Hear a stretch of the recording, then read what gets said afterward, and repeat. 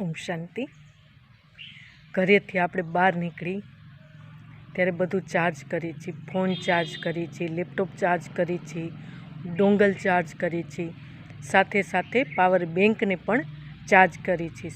સારા દિવસ પાવર બેંકથી કામ ચાલે.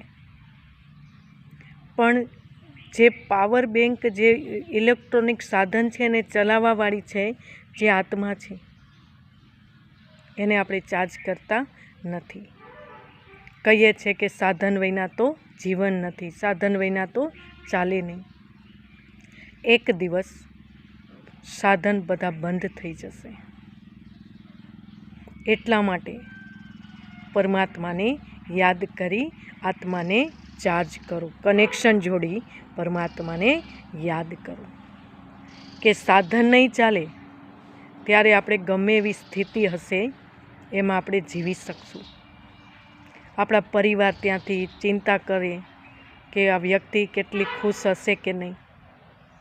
આઈ એમ સોલ ખુશ છું.